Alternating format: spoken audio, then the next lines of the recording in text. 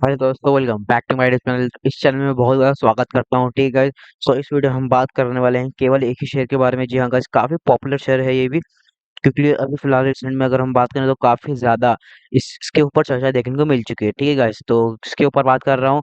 ये सेक्टर है renewable energy के ऊपर। जी हाँ गाइस, या फिर पावर सेक्टर, ग्रीन एनर्जी भी बोल सकते हैं। ठीक है, ये इसमें कंपनी काम करती है। ठीक है, सो देखा जाए तो इसमें सोलर से रिलेटेड भी इनका ज़बरदस्त योगदान चल रहा है। ठीक है, plus electric vehicle charging infrastructure जो है उसमें भी बहुत ज़्यादा योगदान चल रहा है। मतलब फ्यूचर ओरिएंटेड बिजनेस कंपनी का बहुत ज़बरदस्त फ्यूचर ब्राइट देखने को मिल रहा है। आपको पता भी चल गया होगा कि हम बात कर रहे हैं टाटा पावर की। ठीक है, तो टाटा पावर की अगर बात करें, आज के दिन भाई मार्केट ओवरऑल अच्छा चल रहा था, इसलिए 5% के लगभग की तेजी यहाँ पे देखने को मिल चुकी है। बट वैसे अगर देखें पिछले 5 दिन में, ठीक है, लगातार बिकवाली यहाँ पे देखने को मिली है। ठीक है, बिकवाली की रीजन भी आपको मैंने बता रखा है बहुत पहले। ठीक है, सो पहले कंपनी नंबर दिखाए, नंबर्स की बात करें तो ओके ओके नंबर था। ठीक है, ठीक है, और उसको एक्चुअल में कैसे पढ़ना है, ठीक है, वो भी मैंने आपको बता रखा था। ठीक है, क्योंकि 12 साल का बदलाव यहाँ पे देखने को मिला था। ठीक है गाइस, डायरेक्ट जब, ठीक है, उसके लिए हमें क्या करना होगा, सेगमेंट वाइज रेवेन्यू यहाँ पे देखना पड़ेगा और रिन्यूएबल एनर्जी का सेगमेंट डीपली रीड करना होता है। ठीक है, वहां पे उनका परफॉर्मेंस काफी ज्यादा अच्छा देखने को मिला था। ठीक है गाइज,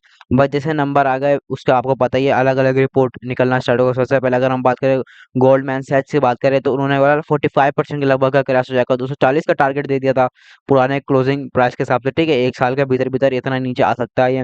रीजन उन्होंने ये बताया था कि जितना अच्छा होना था सब कुछ अच्छा हो चुका है।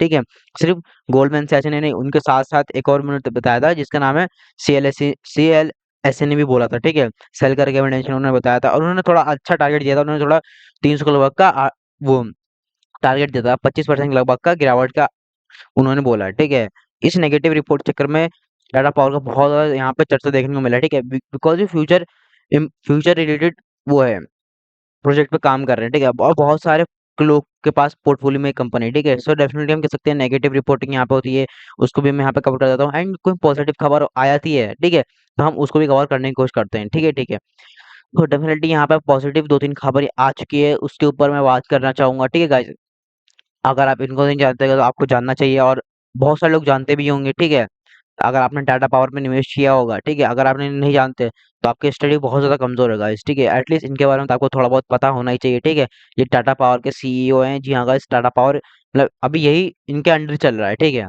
मैनेजमेंट इनके अंडर चल रहा है अभी। ठीक है गाइस, सभी मैनेजमेंट के ही पार्ट है अंडर, फिलहाल अभी तो इनके अंडर चल रहा है। ठीक है, सो अगर हम बात करें यहाँ पे तो अलग अलग अलग अलग इन्होंने टारगेट बताया। ठीक है, इन्होंने एक बड़ा स्टेटमेंट दिया था कि टाटा पावर जो फिलहाल का जो फोकस चल रहा है, वो फोकस चल रहा है सोलर रूफटॉप कैटेगरी में। ठीक है, वो ऑलरेडी लीडर हैं। ठीक है, बट आने वाले समय में वो अपना मार्केट शेयर और बढ़ाना चाहते हैं। ठीक है, 20% क्लब का और बढ़ाना चाहते हैं। ठीक है, एंड किस किस चीज के चलते उन्होंने बताया कि PM सूर्या घर मुफ्त बिजली योजना में, ठीक है, इससे रिलेटेड काफी अच्छा डिमांड यहाँ पे देखने को मिल रहा है। ठीक है, सो इस डिमांड में सप्लाई करने के लिए रेडी हैं, एंड वहाँ पे 20% यहाँ पे मार्केट शेयर का फोकस रख रहे हैं। अगर मैं इसके बाद इसके ऊपर क्लिक करूँ तो बता दूं, ये पढ़ सकते हैं आप, Tata power to target 20% share in PM Surya Ghar Muft योजना। ठीक है, ये कंपनी के CEO ने अभी वो दिया है। ठीक है, बहुत ज्यादा इंपॉर्टेंट स्टेटमेंट। ठीक है गाइस, ये मेरा बताने का ये मकसद है कि जो टाटा पावर में जो कुछ भी बदलाव हुए हैं, ये फ्यूचर ऑलरेडी जो बिजनेसेस हैं, ठीक है, उस स्कीम से उसके ऊपर आपको वर्क करना होगा। अगर आप ओल्ड फैशन स्कूल वाला जो बिजनेस पुराना पावर जनरेशन डिस्ट्रीब्यूशन ट्रांजेक्शन, वो सब चलता रहेगा, उसकी बात नहीं बनने वाला है, चलेगा वो भी, बट पूरा बोलते हैं ना, जो खजाना छुपा है वो यहीं छुपा हुआ है। ठीक है, क्लीन एनर्जी, ग्रीन एनर्जी, सो इसी से रिलेटेड यहाँ पे खबर देखने को मिली है, बहुत अच्छी यहाँ पे चीजें देखने को मिली है, बिकॉज इसी से चलते यहाँ पे वो बदलाव देखने को मिल रहा है। ठीक है, नेक्स्ट अगर हम बात करें तो सॉरी नेक्स्ट अगर हम बात करें तो इसी सेगमेंट में और बूस्ट करने के लिए टाटा पावर अभी क्या कर रहा है, बहुत बड़ा कैपेक्स प्लान कर रहा है इसी फाइनेंशियल ईयर 2025 की बात करें तो। ठीक है, सो कैपिटल एक्सपेंडिचर की बात करें तो और भी कैपेसिटी में भरने वाली है, और कितना यहाँ पे इन्वेस्ट करने वाली की बात हो रही है तो 10 बिलियन, मतलब से 10 बिलियन तक का यहाँ पे इन्वेस्ट करना चाहते हैं। और सबसे गोल्डन वर्ड क्या है, क्लीन एनर्जी। ठीक है, बस ये इंपॉर्टेंट चीज है। अगर यहाँ पे क्लीन के बदले अगर उन्होंने थर्मल बोल दिया होता तो कोई फर्क ही नहीं पड़ता भाई। बट उनको भी पता है कि मतलब जो चीज बाजार में हमें बिक रही है, डिमांड जिसका है, जिसको सरकार सपोर्ट कर रही है, वही वहीं पे तो निवेश करने में वो मिल रहा है उनको प्रॉफिट। भी जिस चीज में बाजार का डिमांड है ही नहीं, अननेसेसरी फसल वगैरह करोगे क्या, जबकि वो बाजार में बेची नहीं जा रही है। सो डेफिनेटली अगर हम कह सकते हैं यहाँ पे कि टाटा पावर क्या कर रहा है, फ्यूचर ओरिएंटेड जो बिजनेस है उसके ऊपर लगातार फोकस करते हुए देखने को मिल रहा है। ठीक है guys? एंड इसी से चलते हैं यहाँ पे आप देख सकते हैं जो इंडियन रूफटॉप सोलर मार्केट है, ठीक है, वो 2030 तक लगभग $6.17 बिलियन तक बढ़ सकता है, ठीक है। 15 to 16% इनकी ग्रोथ यहाँ पे दिख सकती है आपको। ये एक अनुमान लगाया जा रहा है एंड इसी चीज का फायदा हर कोई उठाना चाहता है, ठीक है। सो डेफिनेटली इस इन सभी चीजों को अगर जोड़ के चले यहाँ पे, तो टाटा पावर यहाँ पे क्या कर रहा है, इस मार्केट प्लेस में क्या कर रहा है, डोमिनेट कर रहा है पूरे मार्केट को, ठीक है। सन असफल होगा और असफल होगा तो बात की बात है, क्योंकि जो स्पेस है बड़े बड़े यहाँ पे धुरंधर भी हैं, ठीक है, बहुत बड़े बड़े लोग भी हैं, धीरे धीरे करके यहाँ पे कॉम्पिटिशन और भी ज्यादा स्टिफ होते हुए देखने को मिलेगा, ठीक है। सो ठीक है, आज के दिन तो तेजी जिसके देख सकते हैं मार्केट में अच्छा खासा एक खुशहाली वाला माहौल था, जैसे यहाँ पे तेजी देखने को मिला था, इसमें भी हमको यहाँ पे तेजी मिल गया। वैसे भी पिछले 5 दिन से गिर ही रहा था भाई, थोड़ा बहुत रिकवरी का एक रीजन भी मिल चुका है, ठीक है guys. So definitely in points को भी आप कंसीडर कर सकते हैं, ठीक है। नेक्स्ट अगर हम बात करें तो जिसके मैं हमेशा कहता हूँ टाटा पावर को अगर आप स्टडी ही करना चाहते हैं, कंसिडर ही करना चाहते हैं, तो अभी देखिए 34% पावर जनरेशन से कमाता है, ठीक है, मतलब कमाता है ऑपरेटिंग प्रॉफिट की अगर बात करें, और डिस्ट्रीब्यूशन से 32.2% से कमाता है, ठीक है, 33.2 सॉरी, और रिन्यूएबल एनर्जी से 30% तक बढ़ चुका है, ठीक है, मतलब कि near by one third renewable energy का कंट्रीब्यूशन देखने को मिल रहा है, ठीक है। मतलब 100 रुपये अगर टाटा पावर कमा रहा है ऑपरेटिंग प्रॉफिट, उससे 30 रुपये रिन्यूएबल एनर्जी से कमा रहा है, ठीक है। और ये जस्ट एक शुरुआत है भाई, भविष्य में अगर रिन्यूएबल एनर्जी की और भी जबरदस्त बढ़ेगी, ठीक है, एंड हर कोई रिन्यूएबल एनर्जी की और बढ़ेगा, तो ऑब्वियसली ये एक दो दिन में होने वाली चीज नहीं है, बहुत टाइम लगेगा, ठीक है, बड़े बड़े बदलाव लगाने में बहुत बहुत टाइम लगता है, तो वो सारी चीज अगर सेटअप करने में सक्षम रहे एंड यही रिन्यूएबल एनर्जी में अगर इनका ऑपरेटिंग प्रॉफिट 50-60 चला गया, तो डेफिनेटली हम कह सकते हैं यहाँ पे टाटा पावर का परफॉर्मेंस और भी ज्यादा कमाल का यहाँ पे देखने को मिल जाएगा, ठीक है। बट ऑब्वियसली ये इफ वाला बात है भाई, इसी के ऊपर यहाँ पे दाव लगा रहा है, ठीक है। एंड मार्केट के हिसाब से अगर बात करें तो टाटा पावर का रेवेन्यू भी देख सकते हैं 2020 में 29,000 करोड़ था, 2021 में 32,000 करोड़, 2022 में 42,000 करोड़, 2023 में 55,000 करोड़, और 2024 में पूरे साल भर में अभी तक की अगर बात करते हो 61,000 करोड़ का लगभग का रेवेन्यू तक का कंपनी पहुंच चुका है, ठीक है। देन उसके बाद इनका इतना कमाने के लिए कितना खर्चा किया है, प्रॉफिट कितना बचा, तो आप देख सकते हैं 700, 600, अभी डायरेक्ट 3,000, ठीक है, बहुत बड़ा एक है, मतलब आप समझ रहे हैं ना मार्केट में कैसा वर्क कर रहा है, ये गोल्डन पॉइंट है, ठीक है। अगर आपका ध्यान नहीं है तो ध्यान देना हुआ है आपको, ये जो गोल्डन पॉइंट इसके पहले भी मैंने आपको बहुत बार कवर करवाया है, ठीक है। कौन सा वाला, कि यस ये जो नंबर्स आपको बढ़ते हुए देखने को मिल रहे हैं ना, अचानक से नेट प्रॉफिट इतना छूटअप हो गया, काफी लोग जाग गए थे, अरे वाह क्या प्रॉफिट आया भाई, पहले 600 रहता था अभी एकदम 3,500, मतलब 5-5 गुना बढ़ गया भाई।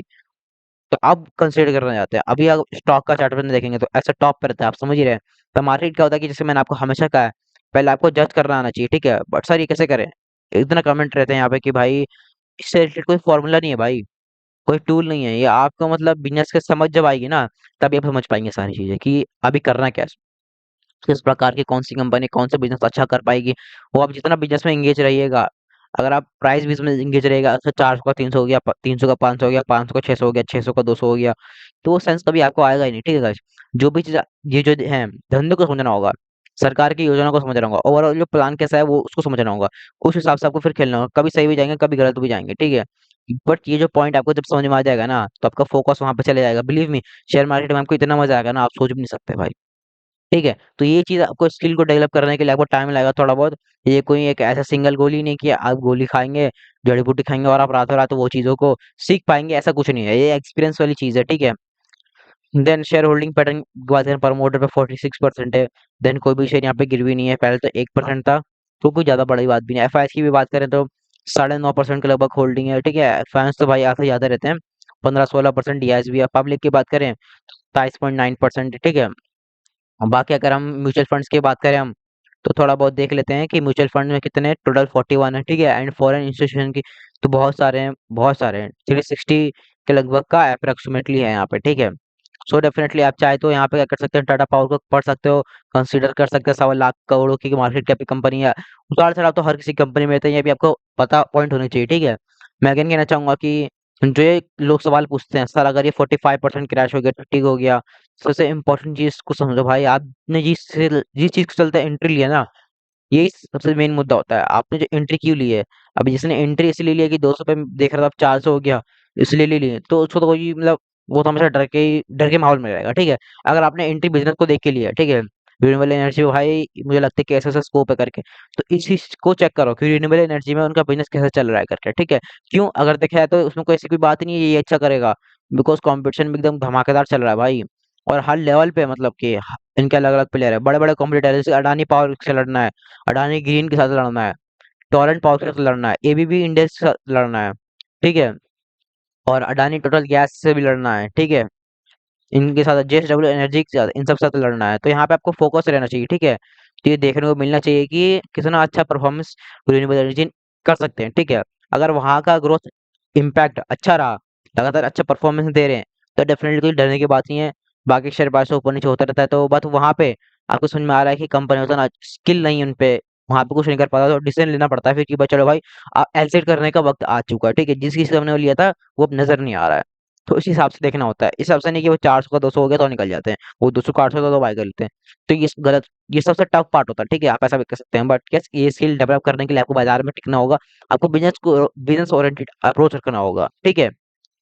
ओवरऑल मार्केट से रिलेटेड जो भी चीज चलती है उसको आपको पढ़ना होगा, उनके कॉम्पिटिटर को पढ़ना होगा, मार्केट का डिमांड को समझना होगा कि वाकई बाकी में वो मार्केट में इसका डिमांड है कि भी नहीं, ठीक है। तो उम्मीद करता हूँ कि आज का वीडियो आपको बहुत ज्यादा हेल्पफुल लगा होगा, टाटा पावर के बारे में कुछ इंपॉर्टेंट न्यूज़ मिलेगी। तो मिलता हूँ अगली वीडियो में, फिर बाय बाय गाइस।